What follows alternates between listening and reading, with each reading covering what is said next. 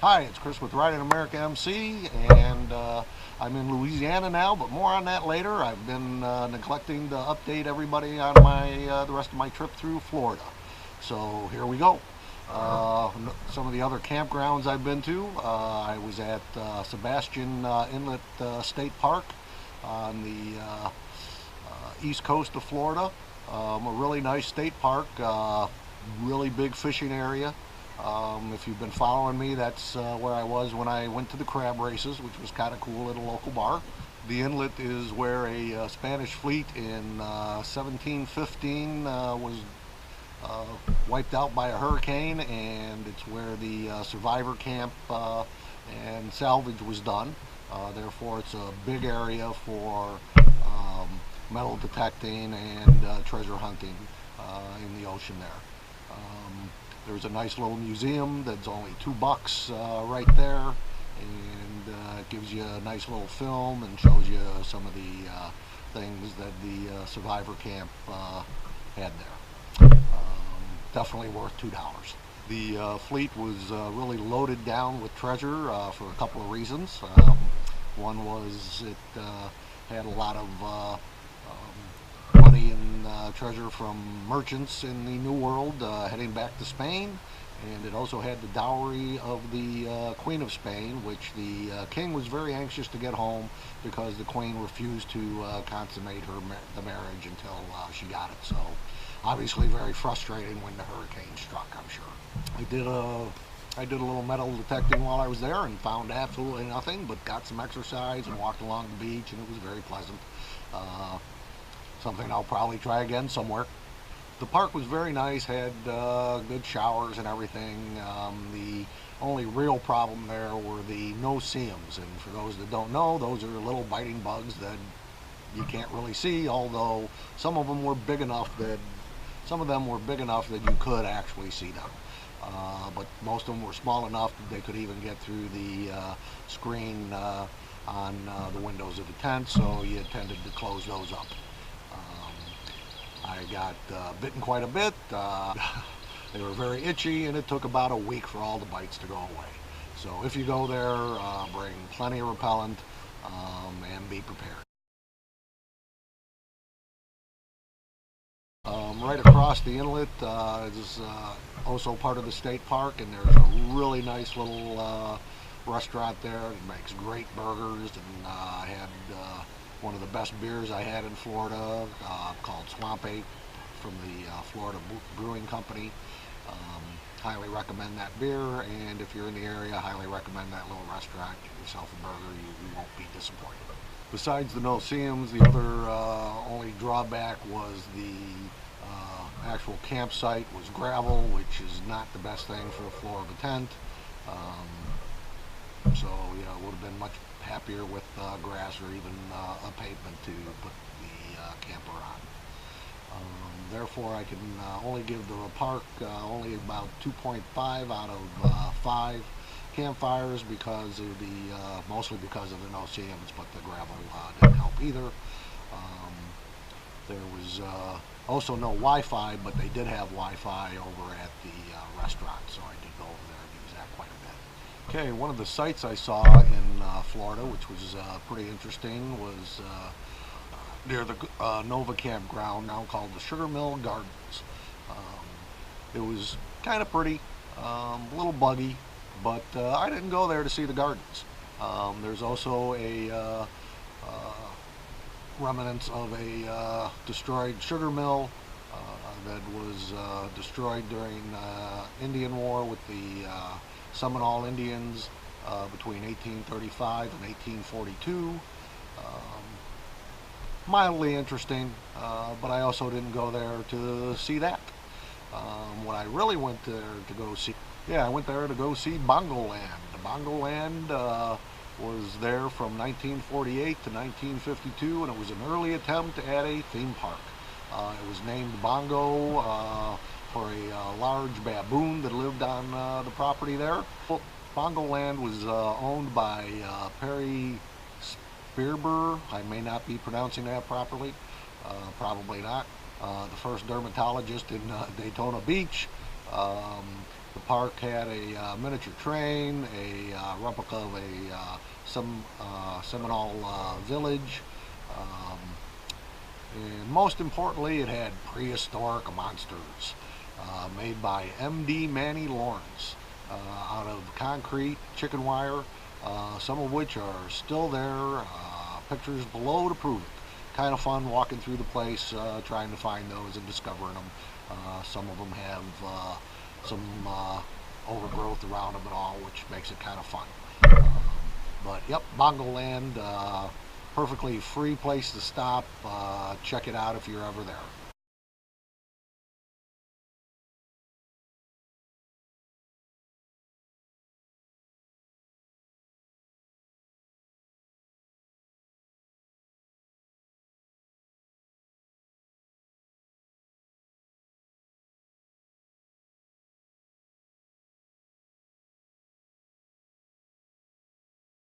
Now, one of the best parks I stopped at and stayed at was the Highlands Hammock State Park in Central Florida.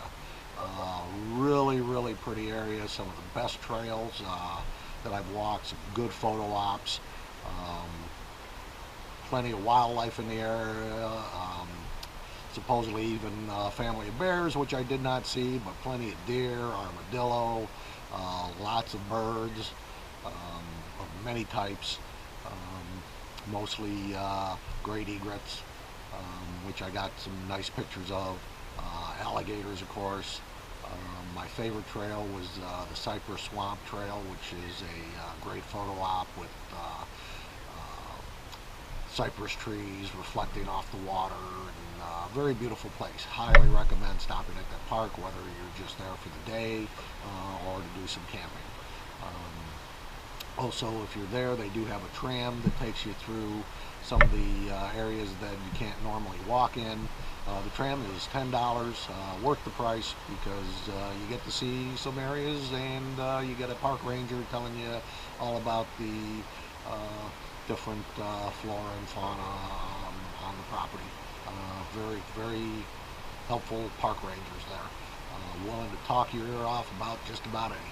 I give that park one of my highest rate. Actually, I think it is my highest rating yet. 4 out of 5 campfires. About the only thing it's missing is Wi-Fi. While I was at Highland Hammock State Park, I went to Solomon Castle, which is in Central Florida and a must-see for anybody going through Florida. Solomon's Castle is designed and built by Howard Solomon. It houses his home and galleries of his sculptings. He works in both wood and metal. The man is a true American folk artist. Some amazing work, which none of my words can really do justice to. So down below will be many pictures of his works, but those also don't really do justice to seeing his work in person. On the way to Solomon's Castle, you go down some back roads, which made for a nice ride.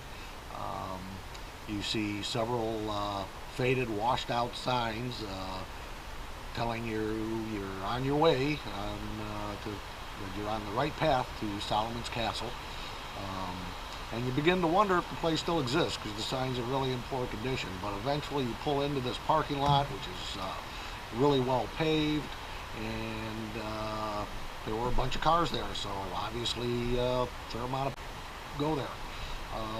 The first thing you see is this basically sheet metal castle, which, to be quite honest, on the outside wasn't all that impressive to me. Apparently he built a castle because when he bought the land, he didn't realize that somebody was selling him swampland in Florida. And so instead of building all spread out, he built up. There's also a replica pirate ship that he built, which houses a restaurant that his family runs, which actually had some really good food, good desserts. If you go there, definitely plan to have a meal. You will not be disappointed in that. But do take the tour of Solomon's Castle. It was a $10 tour. I bought a ticket from a little old man, and did not realize until I got into the tour and saw a portrait of him that it was Mr. Solomon himself that sold me the ticket. He is about 90 pounds soaking wet.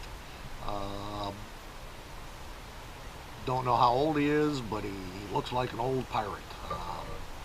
There'll be a picture of him below as well. Definitely take the tour. I can't describe. The man's a treasure. The work he does with wood and metal is just amazing. After the tour, I went into the restaurant to go get something to eat, and it was very crowded in there. So I was standing there waiting to be helped to get a place to sit,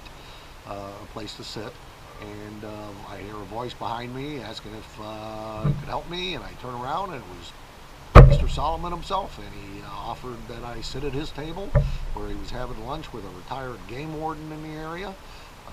So I got to have lunch with them and hear stories about all the stupid things people do around alligators and wild hogs. I'm not going to try to repeat any of those stories because I couldn't do those justice either, but it was a very enjoyable lunch. Everybody there is really friendly, especially Mr. Solomon, who apparently you can run into there almost any time.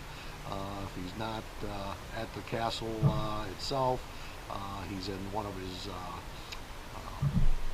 workshops, which you can walk around the property and actually get a look at some of those, or you may even find him in a workshop working on stuff. Very cool. That is probably the most interesting site, most interesting place I went to in Florida. Can't stress enough how much everybody needs to go there if you go to Florida. Solomon's Castle. You can find it on the internet. Okay, the last campground I went to was Ocala Forest Campground, right next to the Ocala National Forest. It is a privately owned campground, pretty crowded, a lot of people living there permanently, a lot of people there for very long extended winter stays. The campground was not the cleanest campground I've been to. Although the showers and restrooms were kept pretty clean and good, you would see occasional garbage laying around the area. My campsite, although was supposed to have Wi-Fi, the Wi-Fi in the campground did not work as far back as my site was, and so I had to go to the clubhouse to use it.